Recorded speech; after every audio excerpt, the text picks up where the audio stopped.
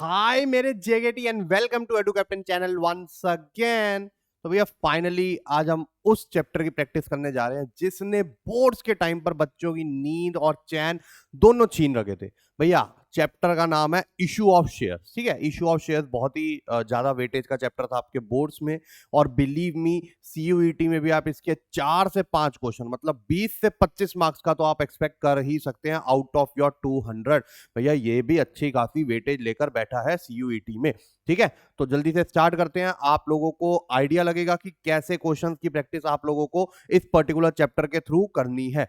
ठीक है, चलो तो जल्दी से स्टार्ट करते हैं। हमारा जो टॉपिक है इशू ऑफ शेयर्स, अकाउंट्स और ये क्वेश्चंस करवाने से पहले अगेन अकाउंट्स एंड इको की महफिल नाम का अगर टेलीग्राम चैनल ज्वाइन नहीं करा है, सारी पीडीएफ वहीं डलने वाली है, सारा मटेरियल आपको वहीं मिलने वाला है, यूट्यूब पे नहीं मिलने वाला है। तो डोंट एक्सपेक्ट मी कि मैं डिस्क्रिप्शन में पीडीएफ डाल दूं। कई बच्चों के मैसेज आ रहे हैं सर पीडीएफ जो है डिस्क्रिप्शन में डाल दो, पिन कमेंट में डाल दो। बच्चों Telegram channel is more convenient. अगर मेरे को कुछ अपडेट करवाना हो उस मटेरियल में, मुझे जो है कुछ मिस्टेक्स बतानी हो कि कुछ गलती हो गई क्लास में रिकॉर्डिंग में, या फिर उसके अलावा कुछ और मटेरियल प्रोवाइड करवाना हो, तो सारी चीजें वीडियो की लिंक में पॉसिबल नहीं होती है।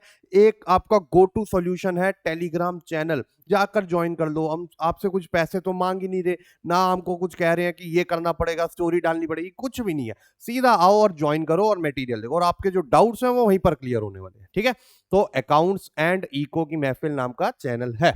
चलो चलते हैं क्वेश्चंस पे। बहुत ही इंटरेस्टिंग क्वेश्चन है, ध्यान से देखिएगा। The directors of Tivoli Plastic Limited resolved that 200 equity shares of 100 each be forfeited for non-payment of second and final लगा दिया उसने 30 per share. Out of these 150 shares were reissued at 60 per share as fully paid up. How much amount will be transferred to capital reserve account? ठीक है, question को ध्यान से पढ़ना है। कई बार सेम क्वेश्चन देकर जो है how much amount will be debited in share capital eight the time of forfeiture ये पूछ लेता है। बच्चे कैपिटल रिजर्व निकाल के बैठे होते हैं, तो ये गलती मत करना। चलो आ जाओ, ये क्वेश्चन तो 100% आएंगे ही आएंगे, इसमें आपको कुछ भी नहीं करना। ये देखो, अगर 100 का शेयर है उसने 30 पे नहीं करे, कितने पे करे होंगे? 70। कितने पे करे होंगे? 70। तो 70 पर शेयर जो हो गया वो आपका फॉरफीचर हो गया। ठीक है, उसके बाद अगर हम आगे चलते हैं, आपने ये शेयर्स जो है 60 में इशू कर दिए as fully paid up. Loss कितने का हो गया per share? 40 into number of shares reissued 150, तो 30 इंटू 150। ठीक है, ये आ गया आपका 4500। कितना आ गया? 4500। 30 इंटू 150। ठीक है, तो आपका करेक्ट आंसर क्या हो गया? 4500। आप लोग करते रहिए, वीडियो पॉज करो, पहले खुद निकालो और देन वेरीफाई करो, और कमेंट में मुझे बताओ कितने सही कितने गलत, क्योंकि कोई फायदा नहीं है बाबा मेरी वीडियो देख के चले जाओ। भाई प्रैक्टिस के लिए बना रहा हूं, प्रैक्टिस क्वेश्चन है आप लोगों के। Correct sequence of issue of shares is, इसमें से correct sequence of issue of shares क्या होता है जब आप एंट्रीज करते हो? तो सबसे पहले क्या होता है? प्रोस्पेक्टस इशू होता है। ठीक है, फिर आपको एप्लीकेशन मिलती है बी और ए। बी और ए से एक ही ऑप्शन है, मैंने आगे देखा भी नहीं। फिर उसके बाद है शेयर्स अलॉट होते हैं और बाकियों को लेटर ऑफ रिग्रेट दिया जाता है। मेरे को पहले दो से ही पता चल गया। ठीक है, उसके बाद आ जाता है आपका the directors of a company forfeited 400 equity shares of 10 each fully called up on which 1600 had been paid। 1600 रुपए जो है आप दे चुके हैं। ठीक है, 400 शेयर्स पे 1600 दे चुके हैं। All the forfeited shares were reissued upon payment of 3000। Calculate the amount transfer to capital reserve. चलो आ जाओ। ठीक है, अब यहां पर देखना ध्यान से, अगर उसने बोला फुली कॉल्ड अप है 1600 मिले हैं, तो अगर 1600 अपॉन 400, या तो सीधा ही माइनस कर देते हैं। चलो 1600 डन, ये चीज की नॉट डन। ठीक है, 1600 अपॉन 400, ये आ गया आपके पास पर शेयर फॉर फीचर। कितना आ गया? Per share for feature. और आपने ये सारे ही री इशू कर दिए, 400 के 400 री इशू कर दिए as fully paid up. As fully paid up, क्योंकि कुछ नहीं दिया तो हम यही मानते हैं जो ओरिजिनल पेड अप था वही री इशूड में ही पेड अप होगा, और अगर ओरिजिनल फुली कॉल्ड अप था तो इसमें भी fully called up fully paid up ही होने वाला है। तो 400 का अगर 10, तो इसका मतलब है 4000 मिलने चाहिए थे आपको पैसे, लेकिन कितने मिले? 3000। तो 1000 का लॉस हो गया। ठीक है, 1000 अपॉन पर शेयर 400, टोटल 400 शेयर है, तो ये आ गया आपका 2.5 इंटू 400। तो बेसिकली आपका कैपिटल रिजर्व में पर शेयर कितना गया होगा? 1.5 इंटू 400। अगर किसी बच्चे को ये फॉर्मूला नहीं आते हैं तो ये सारे मैंने बोर्ड्स के वक्त करवाए थे, अब वो जाकर देख लो, दोबारा कोई फायदा नहीं मैं रिपीट करूं सेम ही चीज। ठीक है जी। तो जल्दी से जाकर जो है आप वो पर्टिकुलर वीडियो दे सकते हो। आप एडू कैप्टन के यूट्यूब चैनल पे जाओगे तो आपको मिल जाएगी वहां पर अकाउंट्स टॉपर विद वैभव भैया नाम की जो प्लेलिस्ट होगी, उसमें आप जाकर देख सकते हैं। इशू ऑफ शेयर्स की मैंने टोटल रिवीजन करवा रखी है। 1.5 इंटू 400 तो ये हो जाता है आपका 600 रुपए। कितना हो जाएगा? 600। तो कैपिटल रिजर्व में आपका कितना जाएगा? 600। कितना जाएगा? 600। तो भैया पर शेयर फॉरफीट हुए थे 4 रुपए, पर शेयर का लॉस हो गया 2.5 रुपए का, तो बचा 1.5 रुपए। 1.5 जो है इंटू 400 ये आ जाएगा आपका 600। अगले पे आ जाओ। मैच द फॉलोइंग वाले क्वेश्चन भी बहुत आ रहे हैं इस पर्टिकुलर चैप्टर से। सबसे पहला हो गया शेयर फॉरफीचर। शेयर फॉरफीचर का क्या लेना देना है इससे? शेयर फॉरफीचर का लेना देना है किसमें, कहां जाएगा ये आपका शेयर फॉरफीचर? चलो बाकी देखते हैं। Uncalled capital. अनकॉल्ड कैपिटल आपकी रिजर्व कैपिटल कहलाती है। That part of capital which has been kept reserved and will only be called at the time of winding up. तो बी का 1 जो है वो 2 ऑप्शन में। ओवर सब्सक्रिप्शन में आप प्रोराटा करते हो, सी का 2।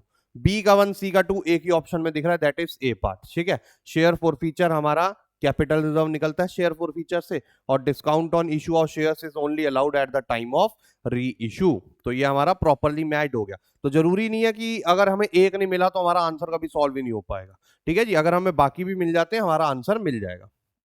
अगला, what is the correct sequence of types of capital in a company's balance sheet while preparing notes to accounts? तो कौन सा इसमें से जो है करेक्ट सीक्वेंस है of types of capital in company's balance sheet while preparing notes to accounts? ठीक है। तो अगर हम नोट्स टू अकाउंट्स जब बनाते हैं तो सबसे पहले अपनी ऑथराइज कैपिटल डालते हैं। ठीक है।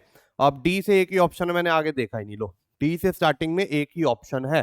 ठीक है। तो डी, उसके बाद आता है इशूड, देन आता है आपके पास subscribed and fully paid up, फिर subscribe but not fully paid up, फिर शेयर फॉरफीटेड बैलेंस। ठीक है। तो एक ये छोटी छोटी टेक्निक्स पूरा मत पढ़ने जाओ। सेकंड्स में जब क्वेश्चन हो रहा है तो उसको मिनट्स में क्यों लेके जाना है आपने। अगले पे आ जाओ। The process of issuing shares to vendor in exchange of any asset is known as. जब भी आप शेयर्स इशू करते हो to vendor in exchange of any asset, इसको बोलते हैं issue of shares for consideration other than cash. For consideration other than cash. If a company is unable to get minimum subscription, the shares cannot be issued and the amount must be refunded within 8 days from the date of closure. Date of closure से 8 days है। ठीक है। वैसे आपका I guess 120 days होते हैं from date of issue of prospectus. If not, company shall be liable to pay -% interest per annum. तो इसका आंसर है 15%। 15% के हिसाब से फिर जो है कंपनी को इंटरेस्ट देना पड़ेगा जितने भी दिन डिफॉल्ट करेंगे। ठीक है। उसके बाद the following refer to maximum amount of share capital issued by a company in its lifetime. तो ये होता है आपका nominal capital. Nominal capital is the other name of your authorised capital या फिर रजिस्टर्ड कैपिटल। ठीक है। तो ये थ्योरी क्वेश्चंस 2022 में बहुत आए थे, भर भर के आए थे। From the following find out the correct sequence. अब आपको जो है करेक्ट सीक्वेंस बताना है। तो इशू ऑफ शेयर्स, री इशू तो पहले होता नहीं है, री इशू तो बाद में होगा, पहले फोर फीचर होता है, तो ये गलत हो गया। Issue of shares, forfeiture, reissue, transfer to capital reserve. I guess B part is your correct answer. एक ये हो गया। उसके बाद issue of shares, reissue, forfeiture, transfer नहीं। री इशू कभी पहले नहीं हो सकता, ट्रांसफर टू कैपिटल रिजर्व पहले नहीं हो सकता, और ये भी पहले नहीं हो सकता। तो only is B, only is your answer. B only is your answer. देखो, जिसका प्रैक्टिकल स्ट्रॉन्ग है ना इसमें, वो मैक्सिमम थ्योरी क्वेश्चंस भी कर लेगा। ठीक है। वो मैक्सिमम थ्योरी क्वेश्चंस भी कर लेगा।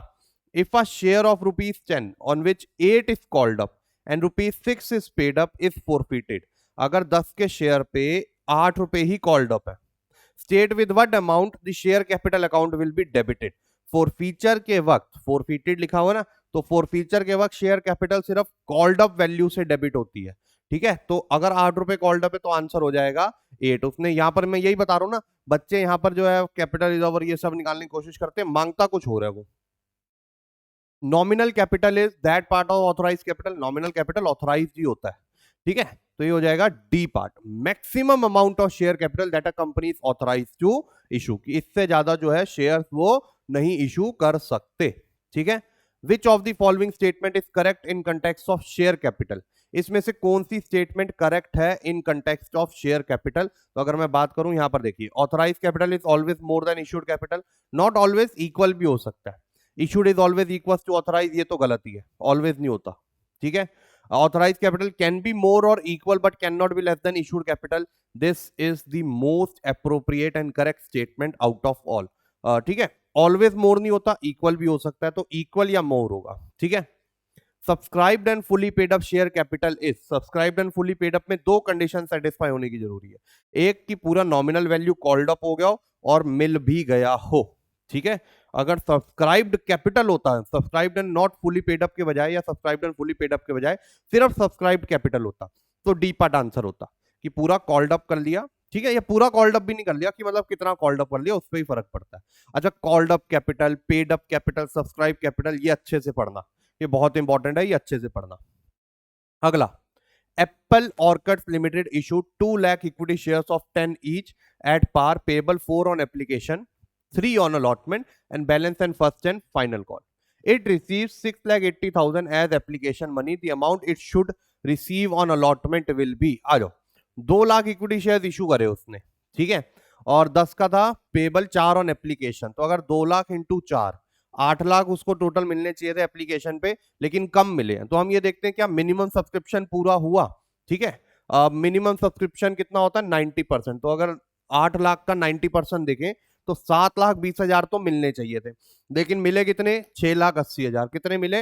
6,80,000. दैट मीन्स उसको मिनिमम सब्सक्रिप्शन हुई नहीं, मिनिमम सब्सक्रिप्शन रिसीव नहीं हुई. अगर मिनिमम सब्सक्रिप्शन रिसीव नहीं हुई, दैट मीन्स वो शेयर इशू नहीं कर सकता.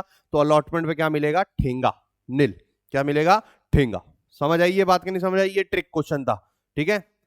Fitness India limited had issued 10,000 equity shares of 10 each at a premium of 2 and had called up the issue price to be paid.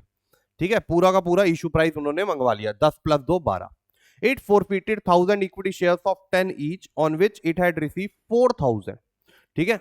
अब उसको जो है 4,000 मिले हैं बस अपने ओरिजिनल इशू पे. द कंपनी री issued these forfeited shares as fully paid up for 5. अब एज्यूमिंग कि उसे प्रीमियम का अमाउंट नहीं है इसमें इंक्लूडेड, वो क्योंकि ये 4,000 सिर्फ कैपिटल की बात कर रहा है. ठीक है. क्योंकि और तो हम दूसरा एजम्पशन ले नहीं सकते हैं. तो 4,000 अपॉन आपके 10,000 थे. ठीक है. तो दैट मींस उसको 4 रुपए मिल गए. कितने मिल गए? 4 रुपए मिल गए. देखो, had called up issue price to be paid, और 10,000 उन्होंने इक्विटी शेयर्स इशू करे हैं. इट फोरफिटेड 1,000, सॉरी 1,000 है ये, 10,000 नहीं है, ये 1,000 है. ठीक है. तो अगर उस बंदे ने 4,000 दे दिया अपने 1,000 शेयर पे, तो पर शेयर उसने कितना दे दिया होगा? 4 रुपए. पर शेयर उसने कितना दे दिया होगा? 4 रुपए. कंपनी ने उसके सारे शेयर फोरफिट कर लिया और इसी को री इशू कर दिया 5 में. इस company correct in doing so? क्या कंपनी करेक्ट है ये करने में? देखो, अगर उसने 4 रुपए दिए, हमें निकालना है मैक्सिमम डिस्काउंट कितना दे सकता है वो. कंपनी उसको कितना री इशू के वक्त कितना दे सकती है मैक्सिमम डिस्काउंट. तो अगर हम बात करें, मैक्सिमम डिस्काउंट का फॉर्मूला होता है फेस वैल्यू. ठीक है. या फिर सिंपल लिखते हैं, इसको बहुत सिंपल रखते हैं. मैक्सिमम डिस्काउंट हो जाएगा ओरिजिनल या फिर paid on original issue. Original issue के वक्त कितना पे कर दिया था? 4 रुपए पे कर दिया था 4 रुपए उस बंदे ने. तो इसका मतलब है मैक्सिमम डिस्काउंट हम कितना दे सकते हैं? 4 रुपए दे सकते हैं. कितना दे सकते हैं? 4 रुपए दे सकते हैं. अब अगर हम मिनिमम प्राइस निकालें, मिनिमम प्राइस का फॉर्मूला होता है आपका face value minus maximum discount. तो 10 का शेयर है जिसपे 4 मैक्सिमम डिस्काउंट दे सकते हैं, तो मिनिमम प्राइस होना चाहिए था 6, लेकिन उसने कितने में री इशू कर दिया? 5 में. तो इसका मतलब कंपनी हो गई गलत. No, the company is not correct because it can reissue the forfeited share for ₹6 since 4 have been forfeited. ठीक है. तो मिनिमम प्राइस कितना हो गया यहाँ पर? 6. ठीक है. तो ऐसे करना है इन क्वेश्चंस को. अगले पे आ जाओ. If the shares of 10 issued at a premium of 2 on which total amount of issue price has been called and 8 including premium is paid is forfeited, share capital account will be debited by. पूरा issue price मंगवा लिया, मतलब share जो capital होता है वो हमेशा कितने से डेबिट होता है? कॉल्ड अप वैल्यू से. तो पूरा 10 रुपए मंगवा लिया होगा, तो 10, 12 मत कर देना. 2 तो प्रीमियम का है ना, हम तो सिर्फ शेयर कैपिटल के अमाउंट से डेबिट करेंगे ना. ठीक है. तो ये चीजों का ध्यान रखना. छोटी छोटी चीजें जो है बच्चे एमसीक्यू के प्रेशर में आकर जो है गलत कर देते हैं, टाइम प्रेशर में आके, पेपर प्रेशर में आके ये चीजें गलत कर देते हैं. अगले पे आ जाओ. If a share of nominal value of 10 issued at a premium of 2 per share payable along with final call of 3 on which 7 paid up against 12 called up is forfeited and is reissued. It can be reissued at least for, ठीक है। देखो 10 का share था, दो premium पे issue करा था, जिसने फाइनल कॉल नहीं दिया 3 की। तो अगर देखो 10 में से 3 नहीं दिए, अब ये 3 में प्रीमियम तो होता नहीं है, क्योंकि हमें पता है, ये चीज एजम्पशन है कि प्रीमियम जब किसी इंस्टॉलमेंट पे नहीं दिया तो अलॉटमेंट पे मानते हैं, और यहाँ फाइनल कॉल कह रहा है उसने नहीं दिया। तो इसका मतलब अगर 10 में से 3 नहीं दिए तो 7 रुपए दे दिए होंगे, उसने दे भी रखा है। 7 paid up against 12 called up is forfeited, ठीक है। हम इसको 10 ही मानेंगे, हम प्रीमियम को कभी कॉल्ड अप वैल्यू में नहीं लेते हैं। तो अगर उसने 10 में से along with final call of 3, ठीक है। अच्छा sorry sorry sorry, my bad, यहां पर जो है उसने बोला आपको कि 10 का शेयर था, 2 प्रीमियम पे इशू करा, 2 जो है वो फाइनल कॉल के साथ मिलेगा, ठीक है जी। 2 पर share payable along with final call of 3 on which 7 paid up, 7 पे कर दिया अगेंस्ट 12 कॉल्ड अप। तो अगर ऑब्वियस ही बात है, अगर उसने कुछ पे नहीं करा तो फाइनल कॉल ही पे नहीं करी होगी, जो कि 5 की है, ठीक है। जैसे कि यहां पर देखो 3 का तो कैपिटल है और 2 रुपए उसने बोला अलॉन्ग इसके जोड़ना है, तो 5 रुपए हो जाता है। तो अगर उसने 7 पे कर दिया, ठीक है, फोरफीट कर दिया और री इशू, तो हमें पता है कि हम मिनिमम प्राइस निकालने के लिए हमें चाहिए face value minus maximum discount, face value minus maximum discount. Maximum discount कितना होता है? मैक्सिमम डिस्काउंट होता है जितना उसने पे कर दिया ओरिजिनल इशू पे, विच इज 7 रुपीज। तो मिनिमम प्राइस कितना हो जाएगा? Face value minus maximum discount. Face value है यहाँ पर 10 रुपए, 12 मत ले लेना, और ये हो गया मैक्सिमम डिस्काउंट। तो इसका मतलब है मिनिमम 3 रुपए में वो जो है इशू कर सकता है, तो इट कैन बी री इशूड एटलीस्ट फॉर 3 रुपए, उससे नीचे नहीं, लीस्ट चाहिए, इससे नीचे नहीं। Blueberry Limited had issued 50,000 equity shares of 20 each, called and had called up 16, but received 10 per share.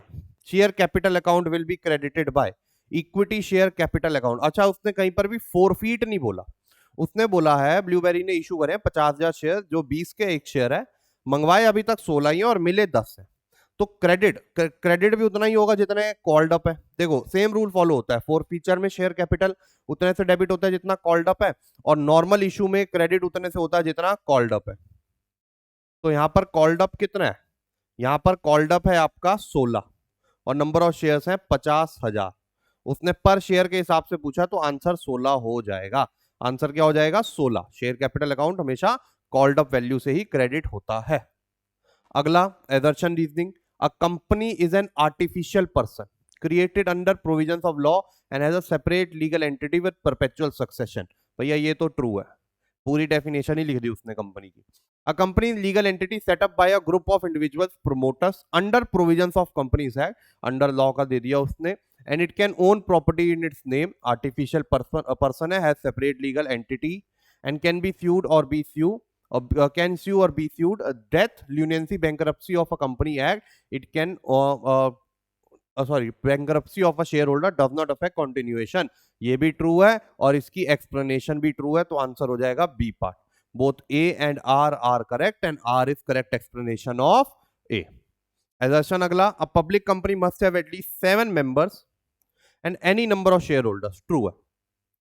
A private company must have at least 2 members and maximum 200 shareholders excluding its past and present employees, ये भी true है, लेकिन आपस में लेना देना नहीं है कुछ, तो आंसर हो जाएगा ए पार्ट। आंसर हो जाएगा ए पार्ट, ठीक है। आई होप आपको समझ में आ रही है सारी चीजें। आई होप अभी तक आपने जितने क्वेश्चन कर लिए अटेम्प्ट आपके सही जा रहे होंगे। अगले पे आते हैं। A non-cumulative preference shares are the shares on which dividend, if not paid in 1 year, is not carry forward and paid in the subsequent year। तो नॉन क्यूमुलेटिव प्रेफरेंस शेयर्स, इनकी कैटेगरी जरूर पढ़ लेना। नॉन क्यूमुलेटिव प्रेफरेंस शेयर्स वो होते हैं जिनका dividend जो है एक्यूमुलेट नहीं होता, मतलब अगर एक साल में डिविडेंड नहीं मिला तो उनके पास राइट नहीं है कि वो अगले साल में मांग ले, ठीक है।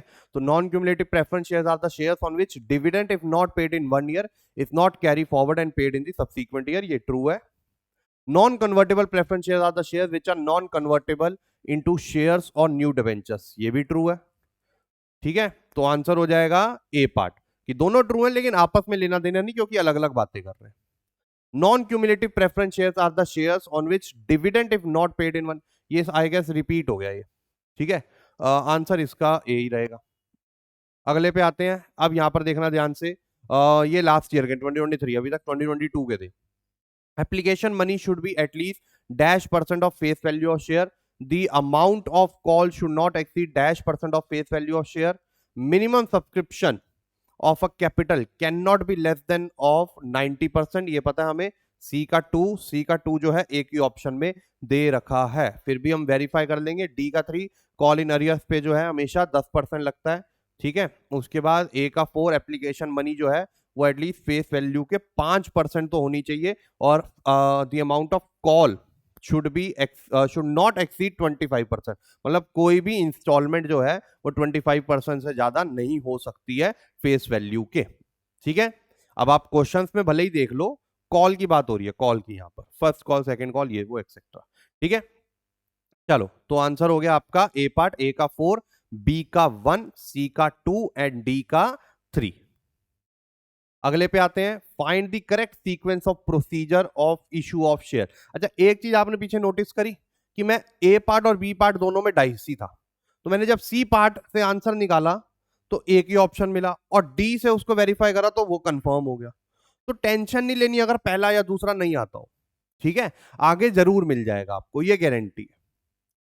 Find the correct sequence of procedure of issue of shares, तो करेक्ट सीक्वेंस क्या होगा of procedure of issue of share. तो भैया सबसे पहले देखो, हमें पता ही है इशू ऑफ प्रोस्पेक्टस 1, ठीक है, रिसिप्ट ऑफ एप्लीकेशन 2, बी ए से एक ही ऑप्शन है, सी डी, ये सेम 2022 में भी आया, 2023 में भी आया, बस 2023 में थोड़ा सा एक आधा एक्स्ट्रा स्टेप आ गया, उसमें सी डी तक रोक दिया था, ठीक है। अगले पे आते हैं, ओवर सब्सक्रिप्शन। ओवर सब्सक्रिप्शन के वक्त क्या होता है, application received is more than shares issued, A का 2, 2 ऑप्शन, 3 ऑप्शन में इनफैक्ट, ठीक है, बी से कंफर्म हो जाएगा हमारा आंसर। मिनिमम सब्सक्रिप्शन क्या होता है, minimum amount that must be raised by issue of share, B का 1, तो ए का 2, बी का 1 एक ही ऑप्शन में, आगे हमने देखना ही नहीं है, ठीक है जी, डन ये चीज की, नॉट डन। अगले पे आ जाओ, under which sub head we show securities premium in balance sheet. तो सब हेड होता है आपका reserve and surplus, main head होता है आपका shareholders fund, equity share capital नहीं, इक्विटी शेयर कैपिटल और रिजर्व एंड सरप्लस दोनों आपस में सब हेड ही हैं, ठीक है, या शेयर कैपिटल। अगला, authorised capital, maximum amount of share capital company को raise during its lifetime, A का हो गया 2, चारों ऑप्शन में, बी का 1 होगा फिर, ये रहा, क्योंकि बी भी 2 ऑप्शन में था, सी से कंफर्म हो जाएगा। Issued capital, capital issue to public for subscription, C का 3, subscribe but not fully paid up, amount called up and received but not fully, तो आंसर हो गया आपका A2, B1, C3, D4, ठीक है। 2023 में मैच द फॉलोइंग या sequence के क्वेश्चन बहुत आए हैं, ठीक है। अगेन ये भी सेम लेवल का क्वेश्चन है, आपको जो है ओपन मार्केट में जब शेयर्स इशू करते हैं, व्हाट इज द सीक्वेंस। तो सबसे पहले क्या होगा, allotment money received, allotment money due on call, money received on call, सबसे पहले आएगा, फिर ये होगा application money transfer to share capital, अगर एंट्री के पॉइंट ऑफ व्यू से देखें, फिर उसके बाद होगा application allotment money due, DEC से एक ही 2 ऑप्शन है इनफैक्ट, फिर होता है मनी ये और ये BA, DEC BA, अगर आपको एंट्रीज का सीक्वेंस याद है तो आप ये वाले क्वेश्चन बहुत इजीली कर लोगे। अगला, based on the following passage answer the following question, ठीक है। अभी हम ये बाद में पढ़ते हैं, पहले क्वेश्चन पढ़ लेते हैं, कई बार क्वेश्चन में पढ़ने की क्वेश्चन की वजह से हमें केस स्टडी पढ़ने की जरूरत नहीं पड़ती है। Identify the number of shares with which A limited is registered, इसमें से आपको ये पता लगाना है ए लिमिटेड कितने नंबर ऑफ शेयर से रजिस्टर्ड है। अगर उसकी ऑथराइज कैपिटल 10 लाख है और 10 का एक शेयर है, तो कितना हो गया, 1 लाख शेयर, कितना हो गया, 1 लाख शेयर, ये रुपीस का कॉलम है, और सॉरी रुपीस का सिंबल है, तो इसका मतलब ये amount of total share capital बता रहा है, not number of shares. Select the amount received on share allotment account, ठीक है, 10 लाख थे, इशू उन्होंने करे थे 50,000 एट अ प्रीमियम ऑफ 2, ठीक है। Application were receive for 60,000 and directors allotted shares on proportionate basis, all the money received accept first and final call, मतलब allotment सारी मिली है, आपको निकालना है शेयर अलॉटमेंट अकाउंट पे कितना मिला, बेसिकली शेयर अलॉटमेंट के वक्त कितना मिला। अब यहां पर ध्यान से देखना, एप्लीकेशन आई 60,000, इशू करे 50,000, तो एक्सेस 10,000 पे हो गया, 10,000 इंटू एप्लीकेशन 3, 30,000 रुपए आपका एक्सेस है। अब अलॉटमेंट के बाद आपका ड्यू कितना है, 50 इंटू 5, 2,50,000, प्रीमियम के साथ देखेंगे अलॉटमेंट, उसने शेयर कैपिटल नहीं बोला, इसमें से माइनस कर देंगे 30,000, कितना माइनस कर देंगे 30, तो 2,20,000 जो है आपका यहाँ पर आंसर आ जाएगा amount received on share allotment account. ठीक है, अब कई बच्चों को लगेगा सर शेयर अलॉटमेंट अकाउंट बोला है तो इसका मतलब है कि पूरा 250 आना चाहिए ना, शेयर अलॉटमेंट पे 250 है। देखो इंटेंशन पे जाएंगे, उसका मतलब तो यही होगा ना, amount received on share allotment account. ठीक है, अब आंसर 250 भी हो सकता है टेक्निकली देखा जाए तो, क्योंकि शेयर अलॉटमेंट में तो सारा जाता है, बट यहाँ पर नॉर्मली जब हम ऐसे क्वेश्चंस करते हैं तो उनमें ऐसे ही आंसर निकालते हैं, तो हम उसी एजम्पशन से जाने वाले हैं। ठीक है, इतनी टेंशन, इतना लोड मत लेना, आंसर यही है आपका 220। अगले पे आ जाओ, select the amount that is receive from Hari reissued shares. आ जाओ भाई, हरी ने फाइनल कॉल नहीं दी थी जिसने 1200 अप्लाई करे थे, तो अगर उसके 1200 अप्लाइड है उसके 1000 अलॉटेड आएंगे। ठीक है, आप कर लोगे 50/60 इंटू 1200।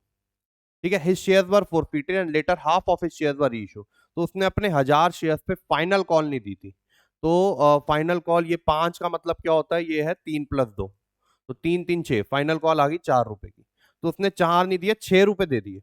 तो 6 रुपए अगर उसने दे दिए और हमने उसके शेयर्स री इशू कर दिए 8 पे, तो 2 का लॉस।